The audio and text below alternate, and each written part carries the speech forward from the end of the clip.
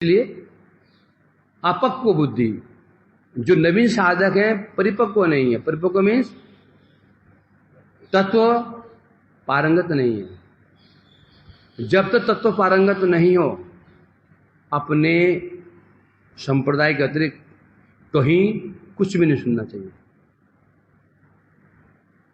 समझे कि नहीं? बहुत बड़ी बात नहीं बोलनी चाहिए। यहां तक कि जिसकी हमारे जिसमें निष्ठा है उसके अलावा भी बहुत ज्यादा यहाँ नहीं सुनना चाहिए, क्योंकि निष्ठा हमारी कुछ एक व्यक्ति की निष्ठा हमारी व्यक्ति की पड़ती है।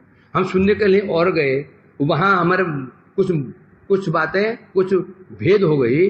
अब निष्ठा यहाँ थी, निष्ठा कुछ कम हो गई और निष्ठा में लगेगी नहीं। बड़ा विचार है।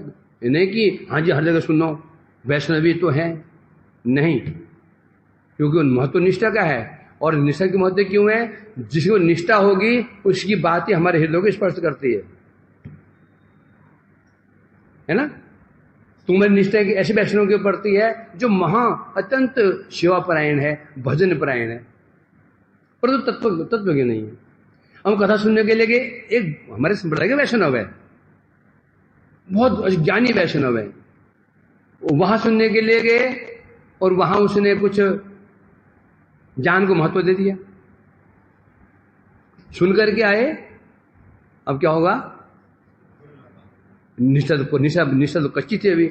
अब यहां भी निष्ठा खत्म हो गई, वहां तो हुई नहीं और यहां भी खत्म हो गई। जो बहुत सुनना ये भी गड़बड़ है ना। कहते हैं वैष्णव का सुनो सुनने लगे, जीवे त्राण बोलते तो हैं, परंतु कब सुनना पड़ेगा? सामंजस्य कर सको तो, नहीं तो समस्या खड़ी होने वाली है। इसलिए जब तक परिपक्व न हो जाओ तब तो यत्र तत्व सुनना भी नहीं चाहिए। सुनने जाओ कहीं ना कहीं कुछ न कुछ भेद नहीं होता, वैशिष्ट होता है। क्या होता है? वैशिष्ट होता है। उस वैशिष्ट को समझ नहीं पाएंगे। जिसके प्रति हमें निष्ठा थी वो भजन परायण सेवा परायण था, और जहां जिसके बाद हम गए वो कुछ ज्ञान परायण में वैष्णव होता, तत्व के वैष्णव था। हम उसको सामंजस्य नहीं कर पाए। और जो भजन परायण वैष्णव था, सेवानिष्ठ परायण वैष्णव था, श्रद्धा हमारी निष्ठा वहां से कुछ कम हो जाएगी। हम समझ ही नहीं पाए। यहाँ पे दो समझाने वाले दो है ना, समझाने वाला दो उसका भी हो जाता है और सामंजस्य करता नहीं है। अपना मत बोल दिया उसने, अपना मत बोल दिया। जैसे हमारे कौन थे भक्ति कंवर मधुर गोस्वामी महाराज, उनका नियम था यदि कोई लाल कपड़ा ना ले तो दीक्षा ही नहीं दिया करते थे। समझ गया? तो अन्य वैष्णव इसका विरोध करते हैं, लाल कपड़ा तब मत दो, योग्य ना। अब क्या सामंजस्य करोगे? कौन गलत कौन ठीक? परिपक्व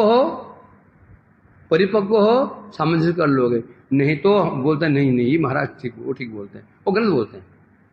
होना है। तब तक दो वैष्णवों को हम जब श्रवण करते हैं तब यदि हम सामंजस्य करने की हमें शक्ति है तो दोनों में सामंजस्य कर लेंगे। वो भी ठीक बोल रहे हैं, ये भी ठीक बोल रहे हैं, दोनों ठीक ही बोल रहे हैं, दोनों ठीक ही बोल रहे हैं। उनका अपना वैशिष्ट है, इनका अपना वैशिष्ट है। जो लाल कपड़ा लेने के लिए जो प्रेरित कर रहे हैं वो हो सकता है यूं कह रहे हैं लाल कपड़ा लेने के ये बंधन में बदल जाएंगे, फिर उनका ये विचार होगा। और जो कह रहे हैं योग्यता होने पर लाल कपड़ा देना चाहिए, उनका अपने वैशिष्ट तो ठीक, वो भी ठीक है। ये सामंजस्य नहीं कर पाए तो निश्चित मरे, है ना। बहुत ज्यादा सुनना, इसका सुनना उसका सुनना, इसका सुनना उसका सुनना, हम विरोध नहीं करता हूं मैं, सुनना ही चाहिए, परंतु जब तक सामंजस्य करना ना आ जाए तब तक पहले एक को पकड़ो। जब पकड़ लोगे, जब निष्ठावान हो जाओगे, तत्वज्ञ हो जाओगे, फिर कोई चिंता नहीं। तो कहीं भी जाओ, किसी भी सुनो, सार ले लोगे। क्या लोगे? सार ले लोगे। और हम, क्योंकि हम जब 10 से सुनते हैं ना, कई परिपक्व नहीं हो सकते हैं। मैं दिखाइए, जो व्यक्ति 10 के पास, 10 के पास जाता है, कभी इसके पास कभी उसके पास, वो कभी तत्व पारंगत क्यों नहीं हो सकता? क्यों नहीं हो सकता? कहीं कहीं पर भी वो सीरियसली नहीं ले रहा है। कहीं वो पारंगत हो नहीं सकता व्यक्ति, वो खिचड़ी हो जाएगा, कभी यहां पर भी वहां पर भी। अपने संप्रदाय की बात कर रहा हूं मैं, बाहर की बात नहीं कर रहा हूं।